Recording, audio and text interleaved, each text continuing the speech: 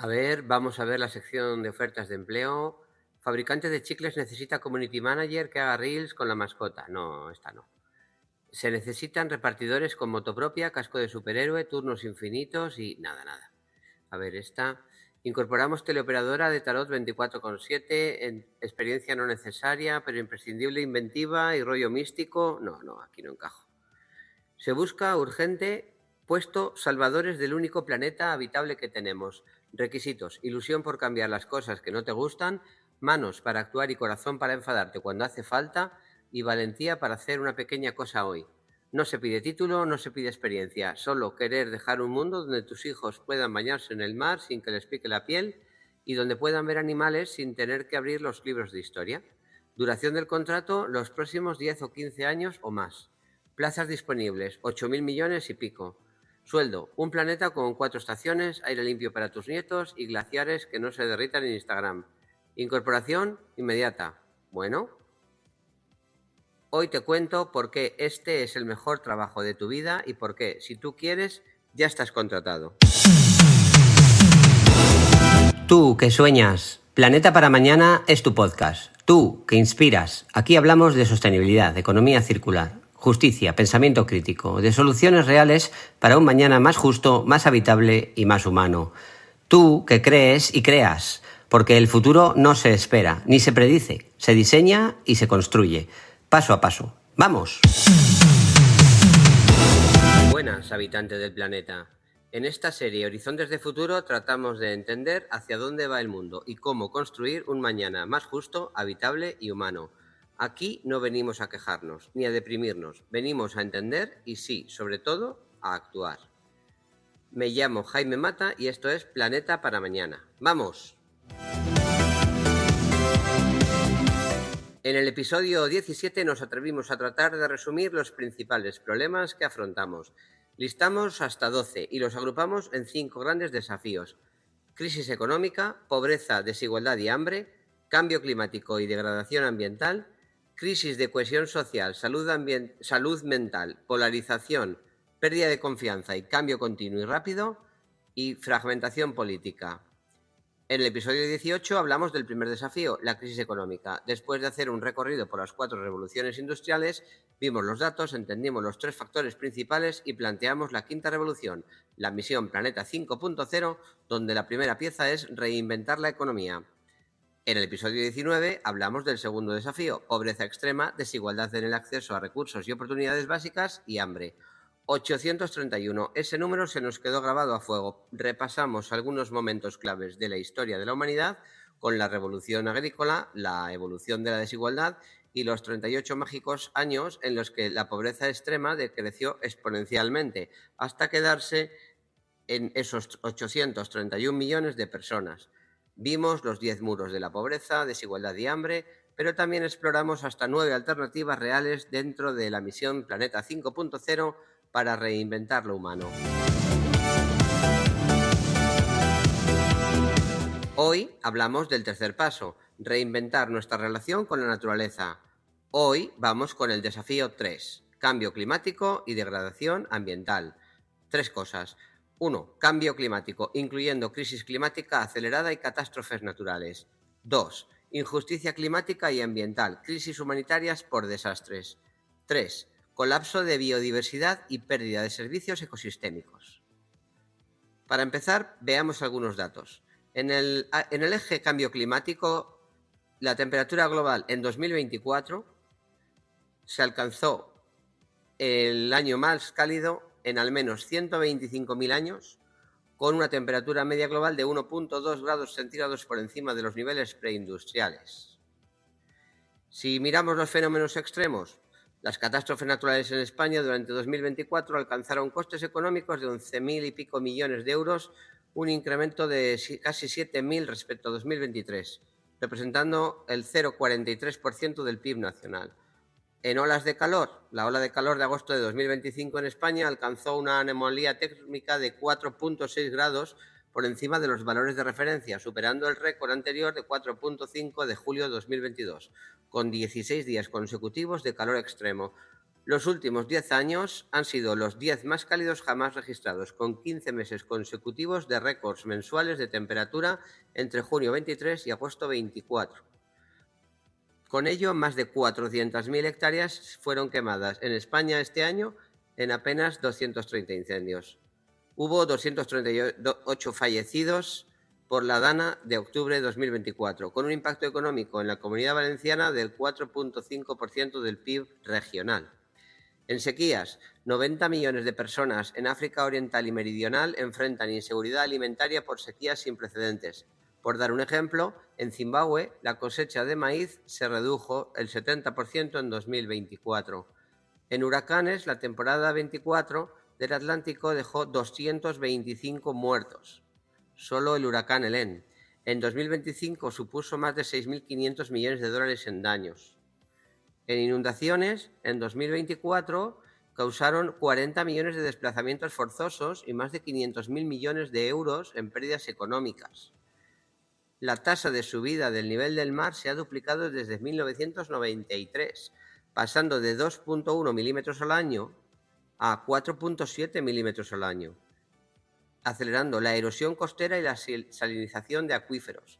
En 2024 se registró un aumento inusualmente acelerado de 0,59 centímetros frente a los 0,43 proyectados. En el hielo ártico, pues el hielo marino del Ártico en septiembre de 2024 alcanzó 4,28 millones de kilómetros cuadrados, 1,94 millones menos que el promedio de 1981 a 2010, y se reduce a una tasa del 12% por década, con amenaza de perder el hielo en verano. Y en el Antártico, en febrero de 2024, la extensión mínima fue de 1,99 millones de kilómetros cuadrados, empatando el segundo mínimo histórico y quedando 850.000 kilómetros cuadrados por debajo del promedio de entre el 81 y 2010.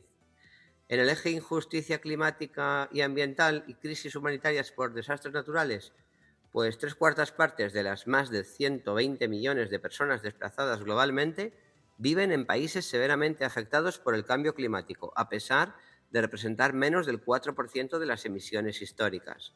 Los países frágiles solo reciben $2 por persona en financiación anual para adaptación, frente a $161 de estados no frágiles. En América Latina, de los 11.600 millones de dólares en pérdidas causadas por catástrofe en 2024, solo 1.500 estaban asegurados. El impacto de las catástrofes es desigual. Por ejemplo, las inundaciones en Brasil en 2025 dejaron 2,3 millones de personas afectadas, 600.000 desplazadas, 183 muertes y 28 desaparecidas. Y en el eje colapso de biodiversidad y pérdida de servicios ecosistémicos, pues declive de poblaciones, disminución promedio del 73% en poblaciones de fauna monitoreadas entre el año 70 y el 2020, y las especies de agua dulce cayeron un 85%, las terrestres un 69% y las marinas un 56%. América Latina registró la mayor caída, con un 95%, impulsada por la deforestación, la conversión de hábitats y el cambio climático. Si pensamos en amenazas a ecosistemas críticos, entre el 70 y el 90% de los arrecifes de coral se podrían perder, incluso limitando el calentamiento a 1,5 grados. Y la cuenca del Amazonas, que representa el 40% de la selva tropical, corre riesgo de convertirse de bosque tropical a ecosistema tipo sabana. Y por último, servicios ecosistémicos en peligro. La degradación de arrecifes amenaza los servicios de protección costera que benefician a 500 millones de personas globalmente. Y la pérdida de polinizadores silvestres afecta al 75% de los cultivos, con pérdidas proyectadas de 500.000 millones de dólares anuales. ¿Y cómo llegamos hasta aquí? Vale, en la parte de cambio climático acelerado, en resumen, la temperatura global del planeta ha subido 1,2 grados al menos desde tiempos preindustriales. En el capítulo 18 ya hablábamos de las 4 revoluciones industriales y los efectos positivos y negativos que trajeron en el plano económico y social. También tiene impacto en el plano natural, climático, planetario. 1,2 grados, eso no es nada, ¿no? Dirás. Pues no, cada décima importa, cada décima genera más huracanes más intensos, más sequías más largas, más olas de calor más agudas, más incendios fuera de control, más deshielo más prolongado, más inundaciones, más pérdidas de cosechas, más migraciones, más conflictos. Cada décima cuenta y cada año perdido también. Y no todos sufrimos igual. Los que menos contribuyen al problema son quienes más lo padecen. El cambio climático amplifica todos los demás problemas. Multiplica la pobreza rural, la inestabilidad económica, las crisis de salud, los desplazamientos humanos, la pérdida de biodiversidad y la desigualdad. Afecta a la seguridad alimentaria, a la salud, a la economía. Aumenta los conflictos por recursos, el estrés sobre las ciudades. Por ello, hablar de clima es hablar de justicia, de supervivencia y de futuro. Necesitamos entender qué está pasando físicamente con el planeta, no políticamente, no ideológicamente, físicamente. Déjame empezar por algo que muchas veces se usa para confundir el debate. Sí, el clima siempre ha cambiado. El clima cambia. La única constante del universo es el cambio. Ya lo dijimos en el capítulo 13. Lo que no cambia se estanca y lo que se estanca acaba muriendo. El cambio es la esencia de la vida, de la evolución y de todo lo que existe. El clima, por supuesto, no es estático. La Tierra ha bailado entre eras glaciares y periodos cálidos durante millones de años. Hace 20.000 años Madrid estaba bajo un glaciar y hace 6.000 el Sahara era verde, lleno de ríos, hipopótamos y elefantes. ¿Por qué ocurren estos cambios naturales? Porque la Tierra no gira siempre igual alrededor del Sol. Su órbita se estira y se encoge cada 100.000 años. La inclinación del eje cambia cada 41.000 años y además la Tierra bambolea como una peonza cada 26.000 años. Son los ciclos de Milankovitch, en honor al astrónomo y geofísico serbio Milutin Milankovitch, y que en resumen son ciclos que alteran cuánta radiación solar llega a cada hemisferio y muy lentamente generan glaciaciones o las terminan. La variación de temperatura por estos ciclos es mínima, aproximadamente 1/10 de grado por 1000 años. Muy lento, muy progresivo, muy natural. Pero hay más, hay otros dos grandes motores del cambio sobre el clima natural. Uno, las erupciones volcánicas, como la del Tambora en 1815, que explotó tan violentamente que 1816 pasó a la historia como el año sin verano. Nevó en pleno junio en Nueva York. Europa sufrió hambrunas, pero fue un enfriamiento temporal, pasajero. Las variaciones solares es otro de los factores. Cada 11 años el Sol tiene más o menos actividad. El mínimo más famoso, el mínimo de Maunder, entre 1645 y 1715, coincidió con lo que se llamó la pequeña edad de hielo en Europa, ríos congelados, inviernos extremadamente fríos, ferias sobre el Támesis helado. Todo esto es cambio climático natural, lento, con causas físicas naturales conocidas. Pero ahora el planeta se está calentando de otra manera, de una manera que no es natural. Desde 1880, la temperatura media ha subido casi 1,3 grados centígrados, no en 1000 años, sino en apenas 140. Un ritmo 100 veces más rápido que cualquier ciclo natural conocido. El CO2, que estuvo en torno a 280 partes por millón durante 10.000 años, hoy supera las 420 partes por millón. El nivel más alto en 3 millones de años. ¿Cómo lo sabemos? Gracias a los testigos de hielo en Groenlandia y la Antártida, verdaderos libros de 800.000 páginas que guardan burbuja a burbuja la atmósfera del pasado.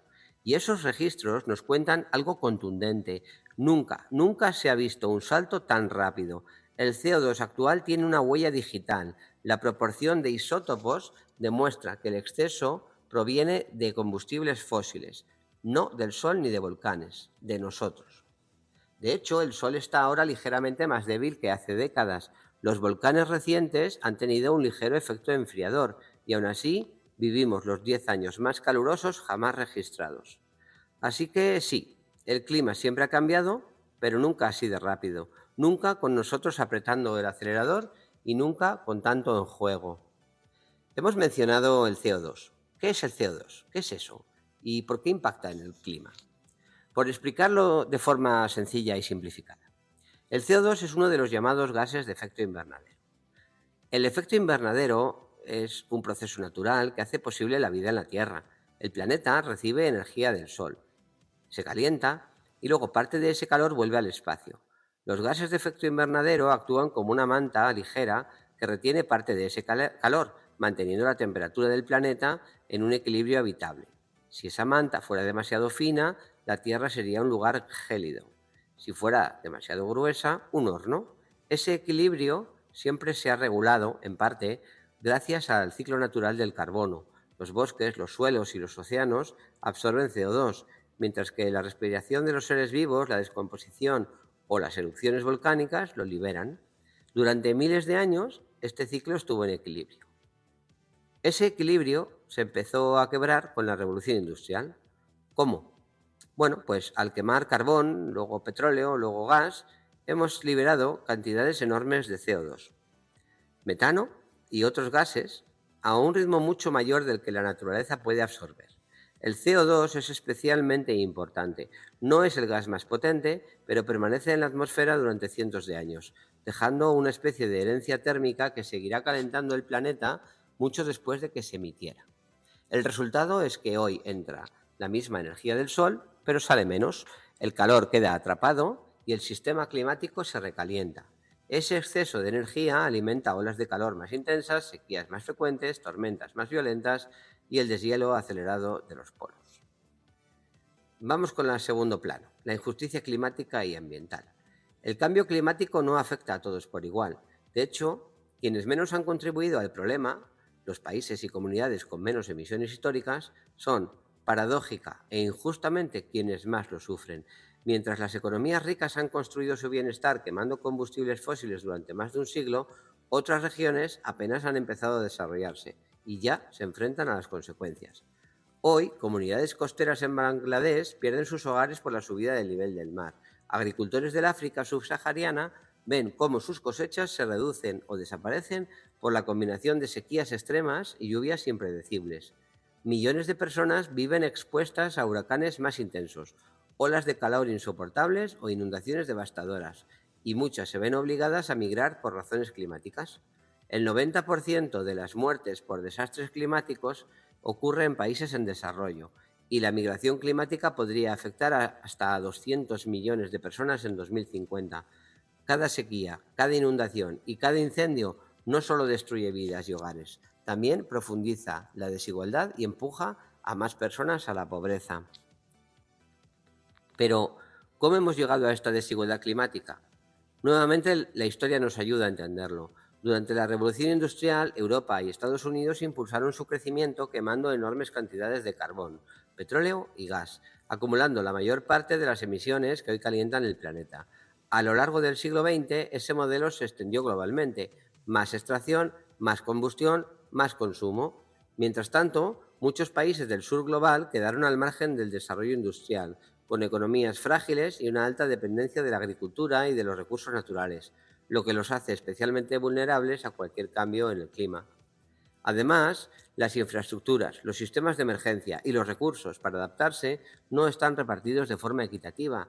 Donde hay menos capacidad de respuesta, cualquier impacto climático golpea más fuerte y deja cicatrices más profundas.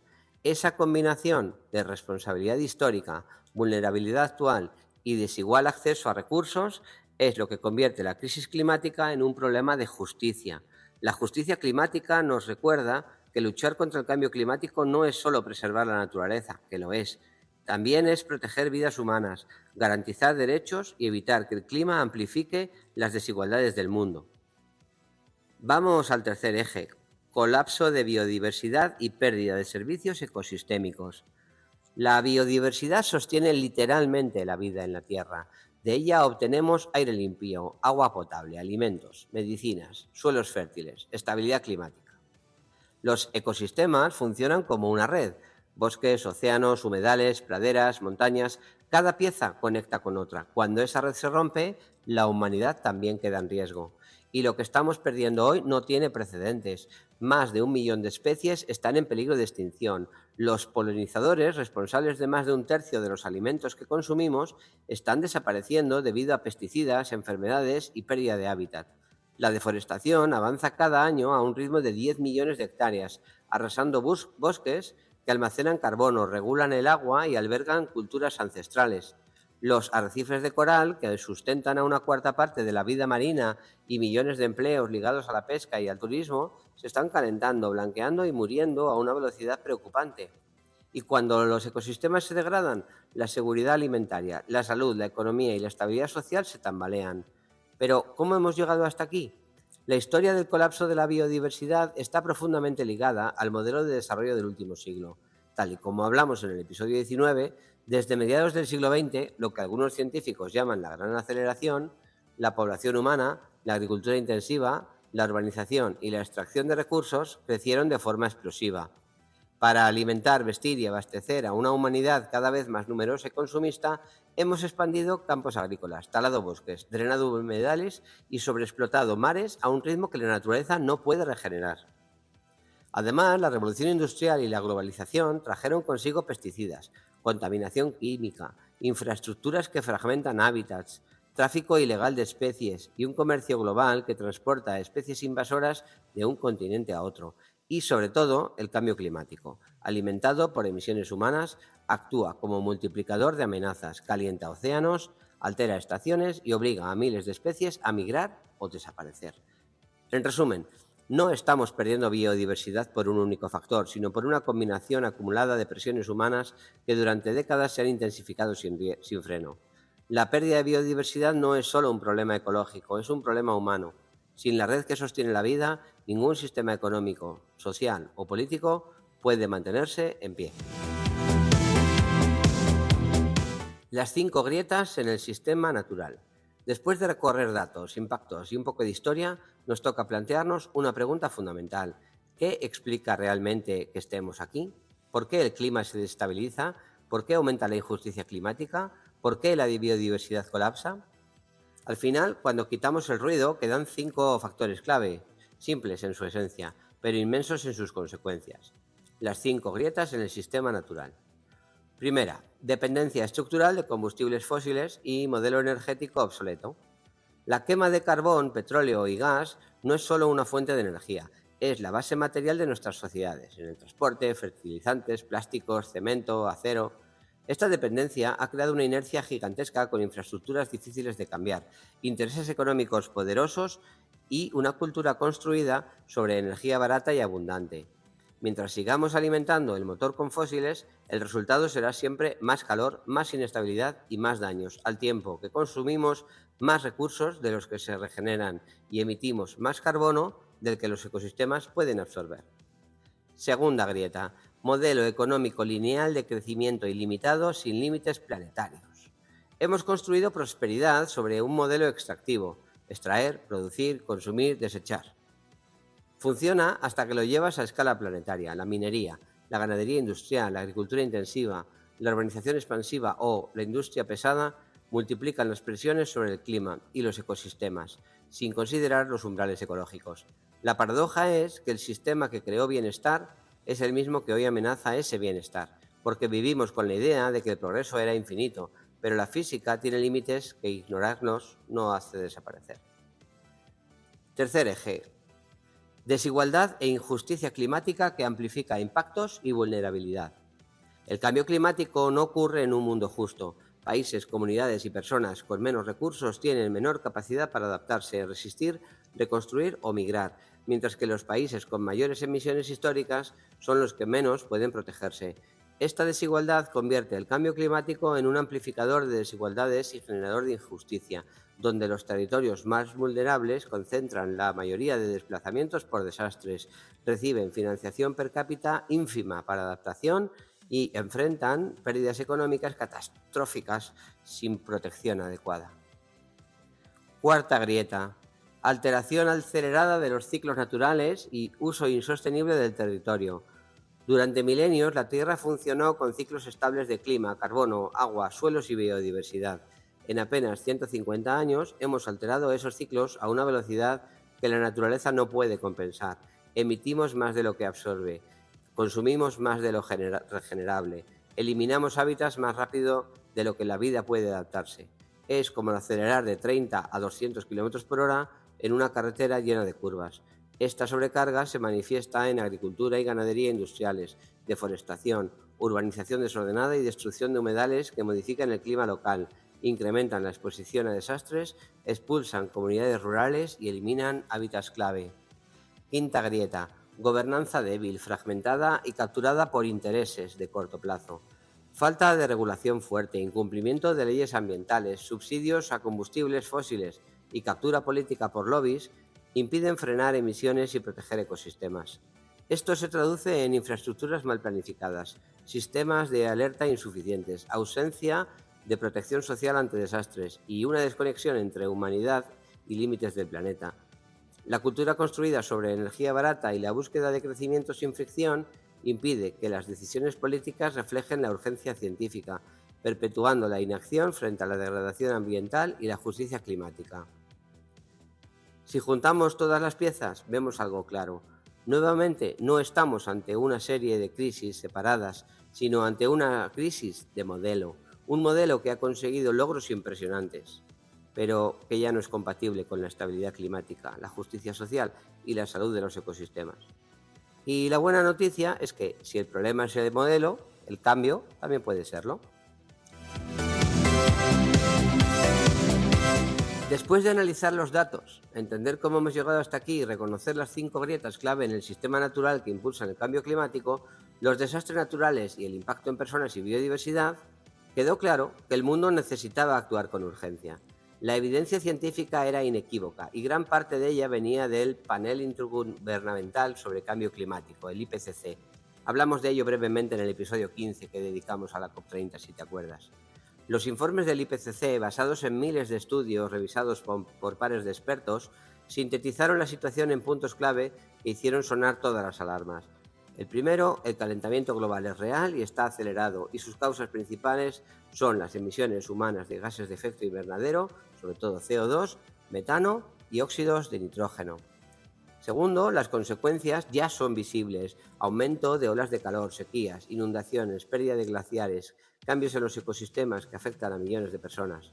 Y tercero, cada fracción de grado cuenta. El IPCC alertó de que superar los 1,5 grados pondría en riesgo la vida de ecosistemas completos, comunidades humanas vulnerables y la estabilidad de muchas sociedades.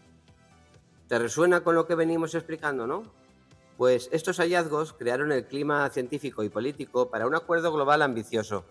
Así nació el Acuerdo de París en 2015, un pacto histórico firmado por casi 200 países en la COP21.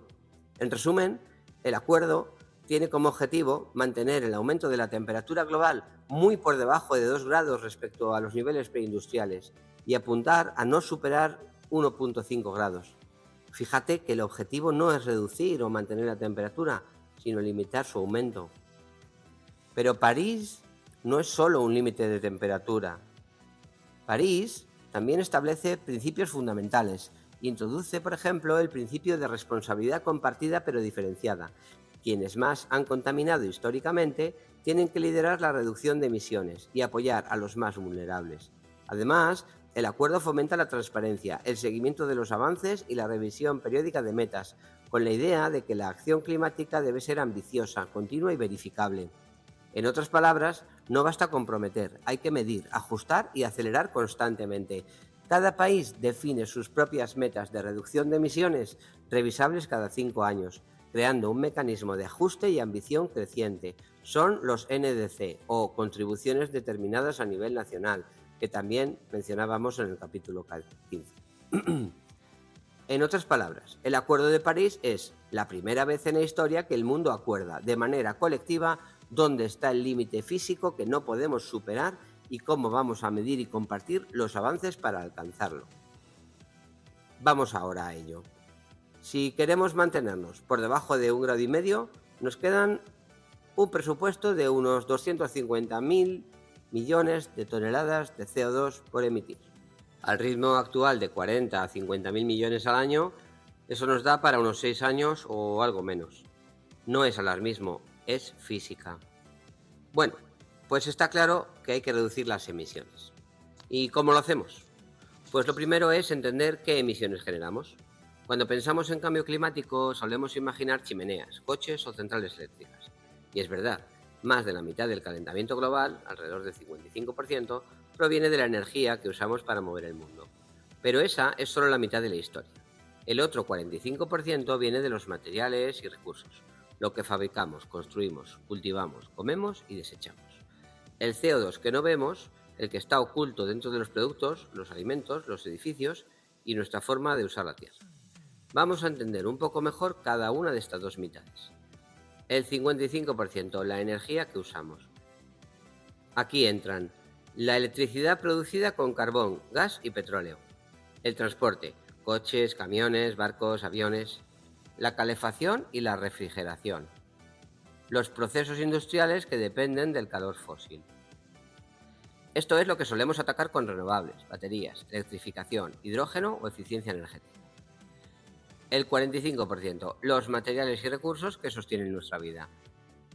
Incluso si mañana toda la energía fuese renovable, seguiríamos calentando el planeta si no cambiamos la forma en que producimos bienes, cultivamos alimentos, construimos infraestructuras o gestionamos los residuos. ¿Por qué? Porque muchos materiales emiten CO2 por su propia naturaleza, no solo por la energía que usan. Ejemplos claros: el cemento emite CO2 en la reacción química de su fabricación. El acero necesita carbono para extraer el hierro. La agricultura industrial libera metano y óxidos nitrosos. La ganadería es una de las mayores fuentes de metano. La deforestación libera carbono almacenado durante siglos. Los residuos generan emisiones al degradarse. Todo esto pertenece a ese 45% oculto del problema climático. La crisis climática no es solo una crisis energética, también es una crisis de materiales. Si solo descarbonizamos la energía, dejamos casi la mitad del problema intacto. Por eso necesitamos economía circular, ecodiseño, sistemas regenerativos, reutilización, reparabilidad, captura de carbono natural, ciudades compactas y una gestión inteligente de los recursos. En su libro Cómo evitar un desastre climático, Bill Gates desglosa las emisiones globales en 5 grandes categorías. Y cuando las miras, entiendes de inmediato por qué energía y materiales deben abordarse juntos. Fabricar cosas, el 31% de las emisiones. Cemento, acero, plásticos, productos químicos, maquinaria, etc. Generar electricidad, un 27%, que es la parte más visible del problema energético. Cultivar alimentos y criar ganado, 19%. Metano, óxidos nitrosos, deforestación, agricultura y ganadería intensivas. Desplazarse, 16%, coches, camiones, barcos, aviones, logística global. Y calentar y enfriar, 7%, edificios, hogares, oficinas, climatización. Resolver el cambio climático no es solo electrificarlo todo y descarbonizar la energía, también es reconstruir cómo producimos, consumimos, cultivamos, construimos y reutilizamos, porque la mitad del problema está en la energía y la otra mitad está en las cosas que hacemos y en cómo tratamos al planeta. No son ideologías, son mecanismos para frenar un proceso físico que ya está en marcha. Vamos a basarnos en el decálogo de Speed and Scale, te dejo el enlace en las notas, para resumir 10 líneas claras de acción. Enriquecido con las recomendaciones de Bill Gates en su libro Cómo evitar un desastre climático. Descarbonizar la electricidad. La electricidad es la columna vertebral de nuestra sociedad. Necesitamos transformarla completamente hacia fuentes limpias como solar, eólica, hidroeléctrica y nuclear avanzada. No basta con generar energía. También debemos integrar redes inteligentes y almacenamiento para asegurar disponibilidad constante. Gates enfatiza que el 27% de las emisiones globales provienen de la generación de energía, por lo que esta transición es fundamental.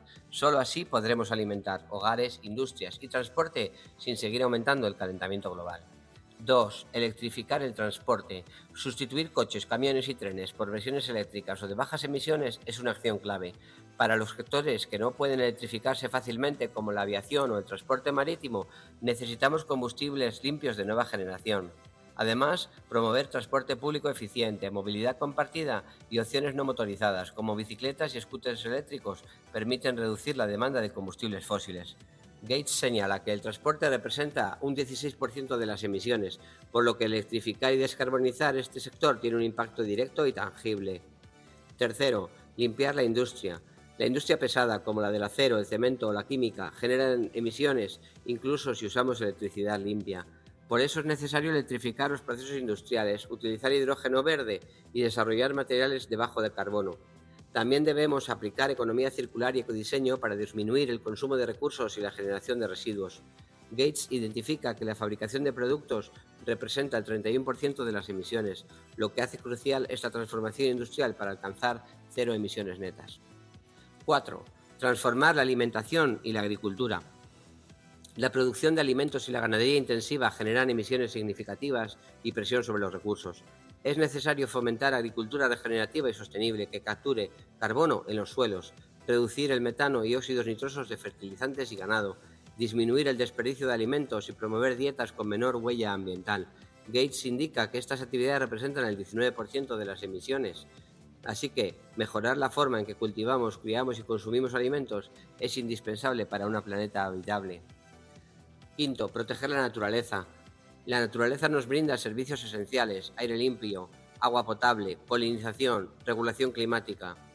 Proteger y restaurar bosques, humedales y océanos no solo conserva la biodiversidad, sino que actúa como un sumidero natural de carbono, ayudando a compensar emisiones.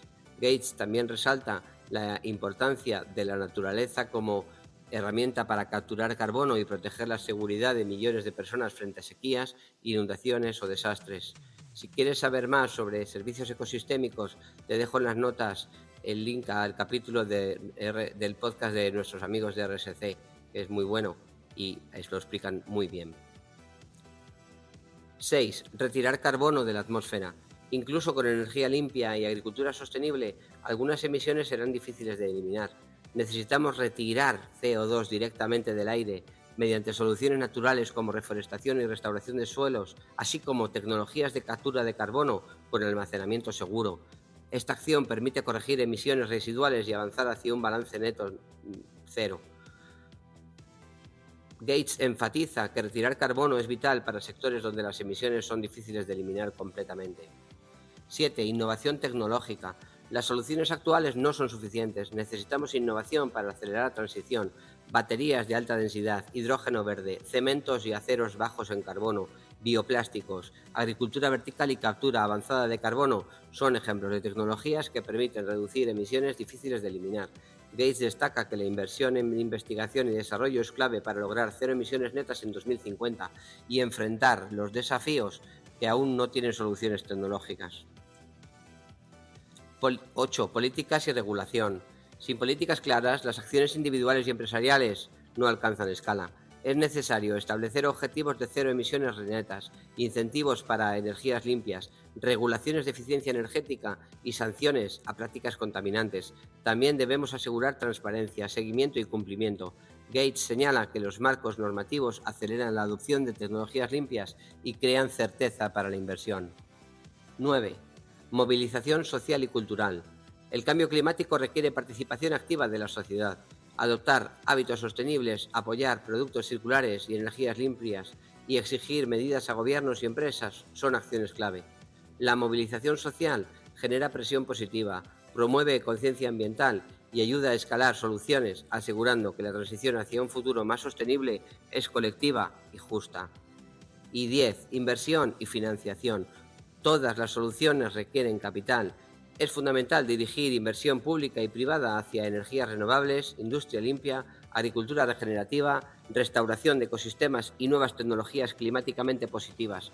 La financiación masiva permite escalar soluciones, acelerar la transición global y garantizar que la acción climática tenga impacto real y medible, como subraya Gates en su libro.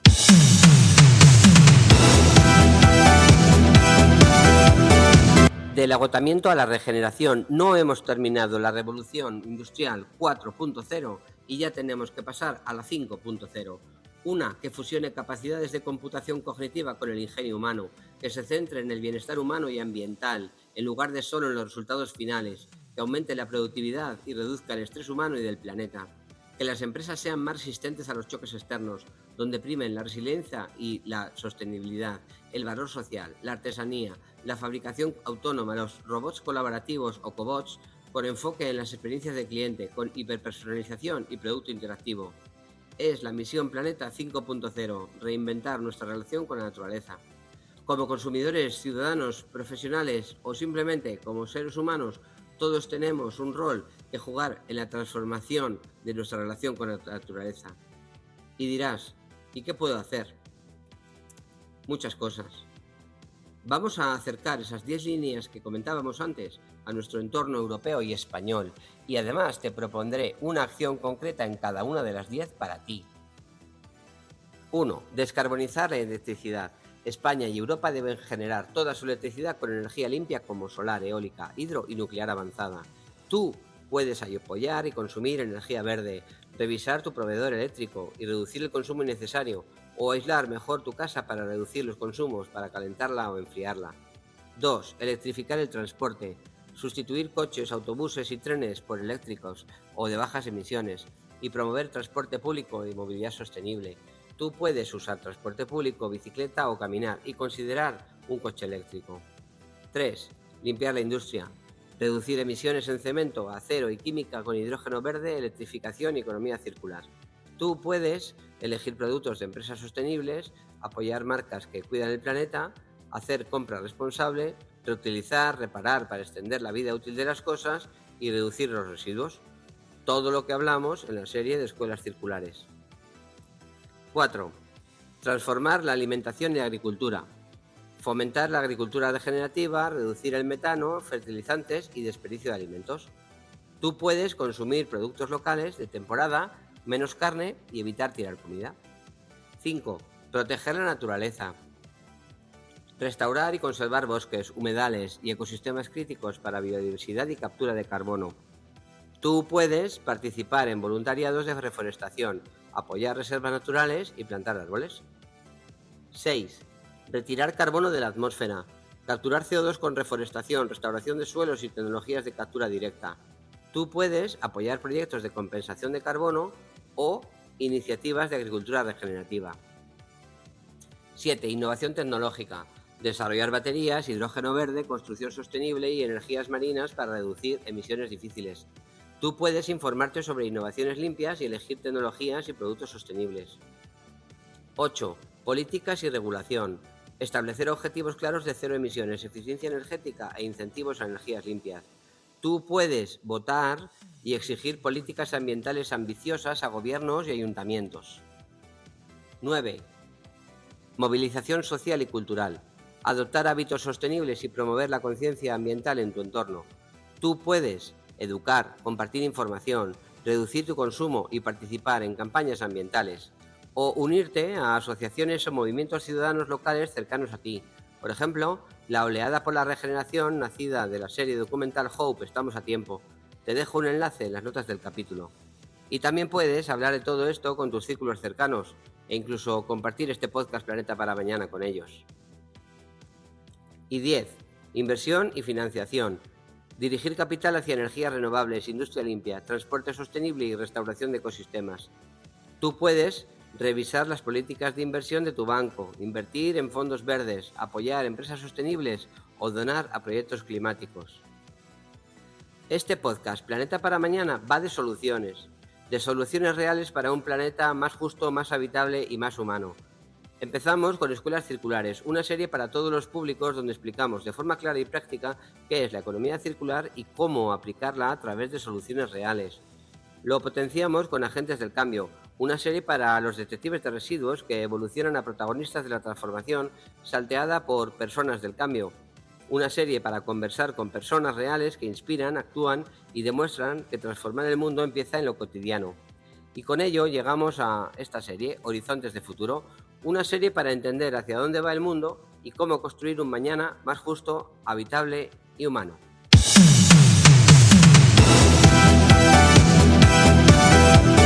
Cambia un hábito, comparte una idea, haz circular lo que importa.